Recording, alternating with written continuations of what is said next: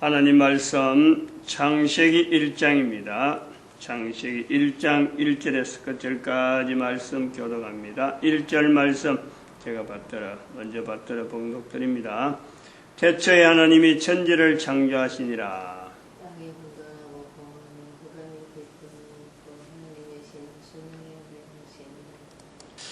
태초에 하나님이 천지를 창조하시니라. 태초, 천지, 창조. 태초라고 하는 이 시점에 창조되어진 온 우주 만물, 이것은 인간이 중심으로 되어지는 창조입니다. 이것이 문자로 기록되어서 오래전부터 우리에게 전달하고 있는 거예요. 이것은 적어도 인간이라면은 이 문자, 이 창세기 1장 1절 문장을 통해서 태초에 창조되어지는 이 천지는 인간이 위주가 되고 인간이 중심이 되어지는 창조다 하는 것을 알리고 있는 거예요. 이 글을 읽자마자 이 문장을 읽는 인간은 바로 내가 천지라고 하는 것에서 주인, 개인이 내가 주인의 자리, 즉 한 사람 한 사람이 주인의 자리를 주는 창조하신 하나님, 이것과 지금 현재 내하고 관계가 있는 거죠. 하나님이 창조했다, 그거 알리려고, 그거 드러내기 위해서 자손들에게 글로 남긴 건 아니라는 거예요. 이미 하나님이 창조된 것은 말로 이미 다 알고 있는 거예요. 누구 한 사람 반박하지 않는, 왜 하나님이냐 하지 않는 시대에 있기 때문에 글로서 남긴 문자로, 이것이 오랫동안 문자로 넘어지면서 다양한 문자로 되는 가운데 여러 가지 형태의 해석, 이게 무슨 뜻이냐, 하나님이 뭐냐, 이것도 모르는 사람도 있는 거고, 기록은 돼 있어도 하나님이 뭐 어떻게 돼서 하나님이라 부르느냐, 태초는 뭐냐, 언제 시점이냐, 천지는 뭐고 창조는 뭐냐, 문자 자체가 다양한 형태로 변형되어 가면서 글자 내용도 모르고 글자 어떤 흐름도 전혀 모르는 사람들이 막 섞여가면서 분류가 되어 가는 거예요. 흩어지면서.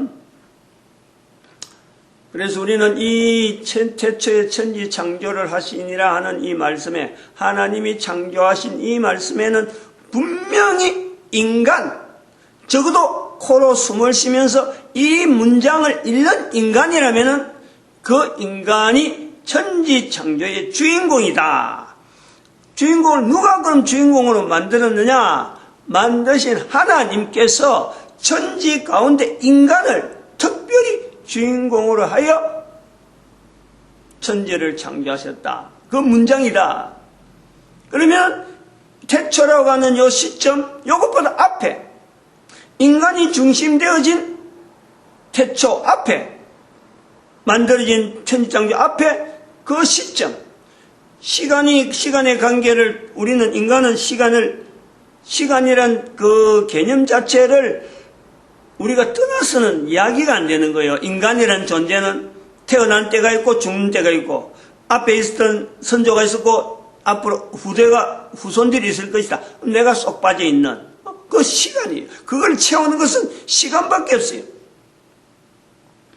그럼 태초라고 하는 데서 천지가 창조되어서 인간 중심으로 창조된 천지, 이거 이전에, 태초 이전의 시간, 그건 우리 인간으로 볼 때는 시간이라지만 그거는 시간하고 개념이 다른 또 시대의 창조라는 것은 인간에 대한 거고, 어떤 하나님 앞에서의 피조물의 어떤 형태가 있다라는 거예요. 인간 중심이 있다면 인간 중심이 아닌 창조주 하나님에 의한 어떤 피조 세계가 또 있다는 거예요. 그것에서 반대해가지고 반해하여 인간 중심으로 하는 하나의 천지 창조가 필요했다라는.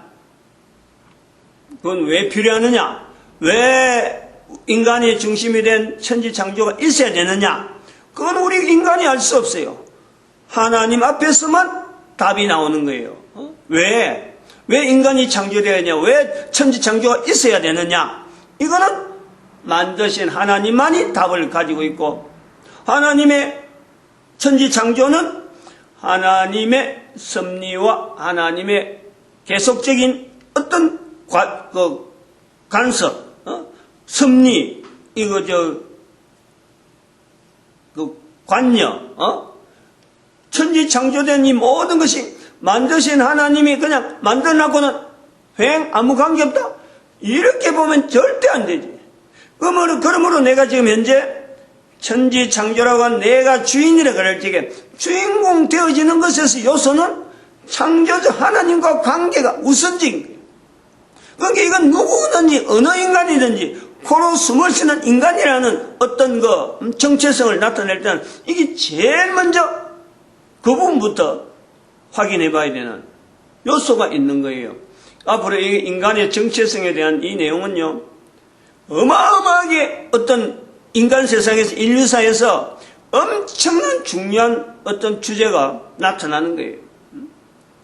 계속해서 우리 인간은 문명이라고 하는 이름을 가지고 창조주 하나님과의 관계에 되어진 이 정체성을 계속 버려가는, 마음의 하나님 두 개를 싫어하는 그 발걸음으로 계속 나아가기 때문에 코로 숨을 쉰다고 하는 인간이 것이다 하는 이런 똑같은 인간의 모습을 하고 있으므로 인간일 것이다 하는 데서요, 우리는 인간의 정체성에 대한 이 관계를 확인해보는 때가 옵니다. 온다니까. 성경에 그런 내용이 있어요. 창세기에 그 내용이 있어요. 그러면 그럴 때는 창세기 1장 1절이라고 하는 가장 제일 먼저는 이 속에서 인간 중심으로 되어지는 이 천지창조물 안에서 인간의 자리의 정체성을 제일 먼저 확인하는, 인간이란 뭐냐 할 때에 그 정의, 이것이 다양하게 나오는 거예요.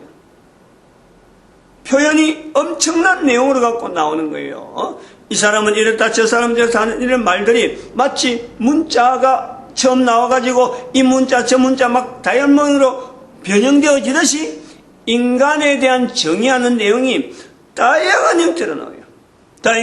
그러나 거기에서 정답은 창세기 1장 1절에 인간이 이 속에서 주인이라는 것 자체에서 내가 하나님 앞에서 있는 인간이 요것 자체에 대한 이를 붙잡는 사람, 이런 주장이, 이런 개인의 어떤 표현이 분명한 사람들, 그런 사람과 다른 사람 모양, 사람의 형태 분명히 공존합니다. 이것이 지금도 그런 것을 일종의 하나의 똑같은 사람이지만은 그런 것을 구분하는 내용은 자기 스스로가 마음의 하나님 두 개를 싫어하느냐, 마음의 하나님 두 개를 싫어하지 않느냐, 요거 이 자체였어요. 마음의 하나님 두 개를 싫어한다, 이것조차도 뭐 그런 게 뭐가 있어? 아무런 개념이 없는 사람도 있고, 마음의 하나님 두 개를 기뻐하고, 하나님이 나와 함께 한다는 것에 너무 기쁨이 있는 이런 사람하고 지금은 내적이죠. 자기만 아는 거예요. 자기만. 그러나 조금 세월이 앞으로 지나면은 적어도 2012년이라고 하는 시점을 통해서 앞으로 세월이 조금 더 지나면은 얼마 지나지 않아서 인간이 뭐냐 하는 이 정체성 문제가 엄청난 화제로 나온다니까. 대두된다니까.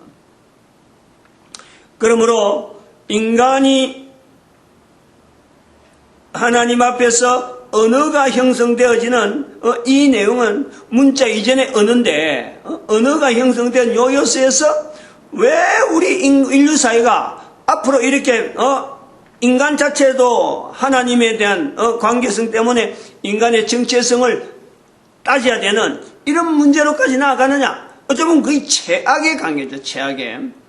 인간 존재 이전에 어떤 또 피조물 세계는 도대체 우리하고 어떤 문제가 있느냐, 어떤 관계가 있느냐, 요걸 분명히 하는 창세기 1장 1절에서의 그 인간의 자리, 또 문자 이전의 언어의 처음에서 그 언어가 말이 시작되어지면서 그 요소에서 오늘 우리의 상황이 되기까지 이 환경이 연결해 볼 때 이러한 상황이 되어지는 것은 인간이 쓰는 언어를 잘못 쓰는, 언어를 오용했다든지 언어를 변질시키다든지 인간이 써야 되는 언어가 자리가 있는데 그 언어의 자리에서 변질되게 사용한 그 요소가 있다. 이것을 깨달아가면은 현재 앞으로 다가오는 그 인류사에 있어지는 인간이란 뭐냐 할 때에 그 정의를 할 때 인간이 쓰는 언어가 변질이 되어졌다. 어마어마한 변질이 되어서 그런데도 말을 해야 될 수밖에 없는 인간 세상이 되었구나 하는데 우리가 적용이 되어지는 거죠. 그래서 인간이 쓰는 말이 변형이 되어지고 변질이 되어지고 이게 오용이 되어진다. 잘못되는 거죠. 전체가 다. 그 요소는 우리가 문자로 기록되어지는 가장 오래된 인간의 가장 오래된 발자취에 있는 언어를 쓰는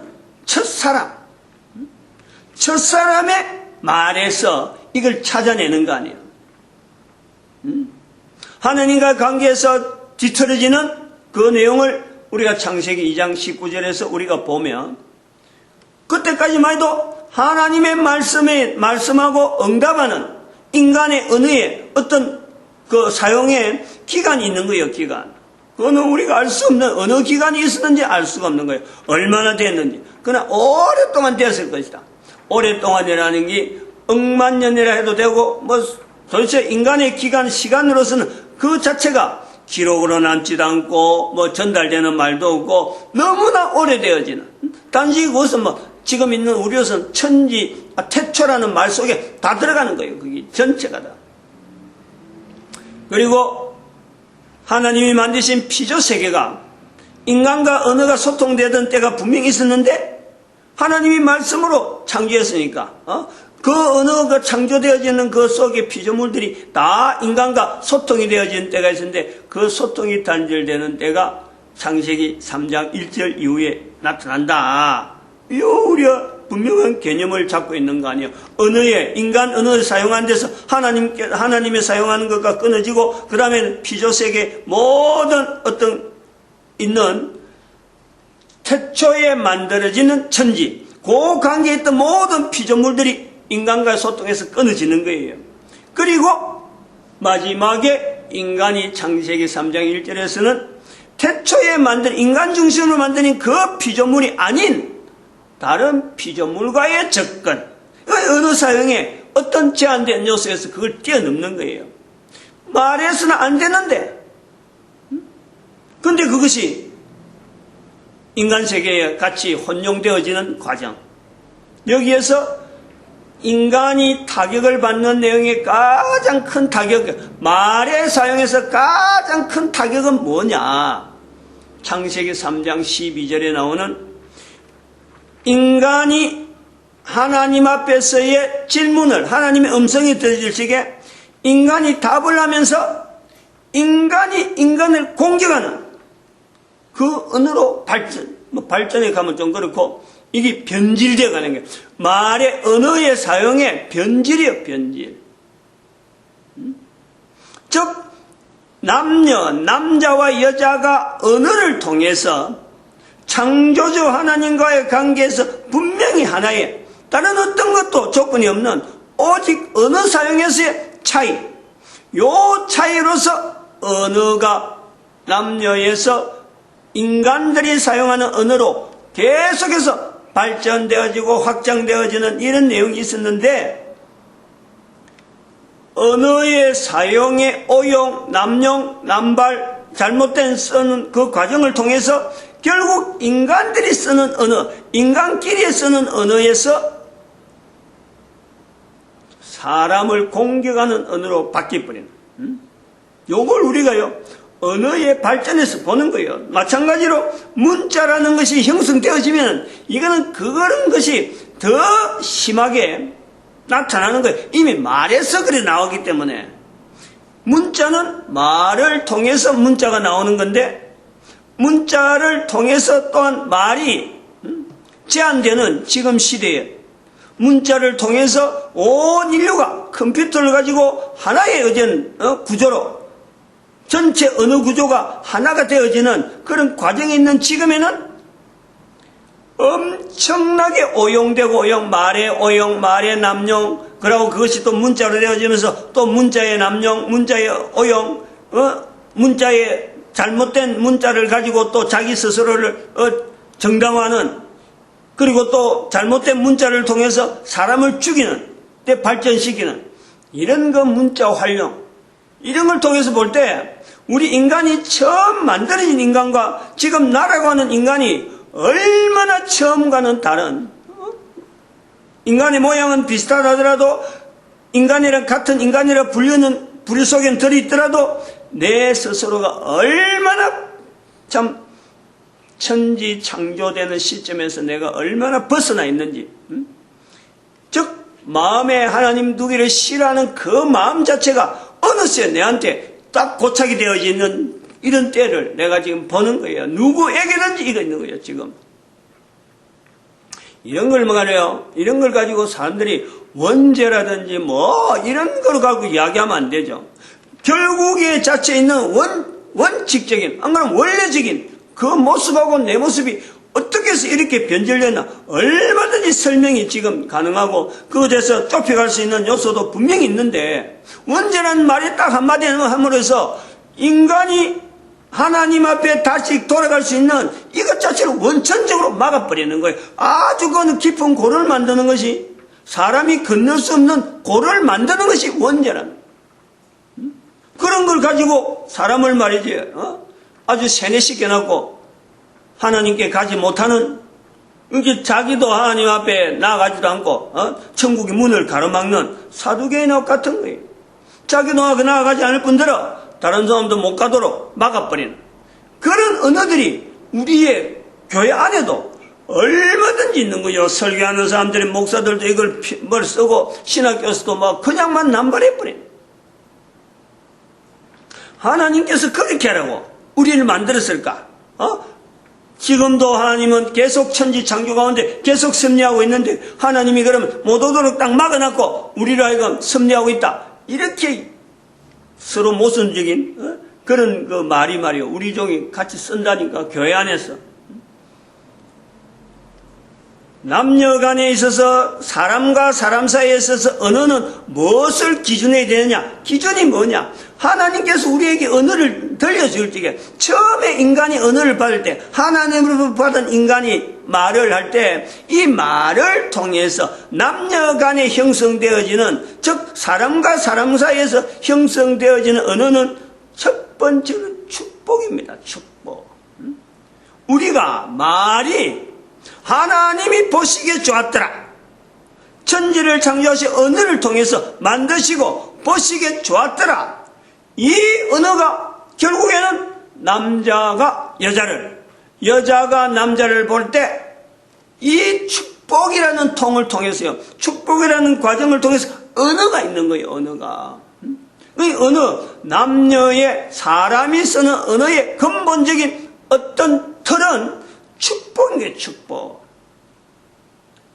그게 하나님께서 언어를 썼는데 인간들에게 사용했던 그 요소가 있어서 창세기에 보시기에 좋았더라, 보시기에 좋았더라, 그 다 짓고 나니까 심히 좋았더라.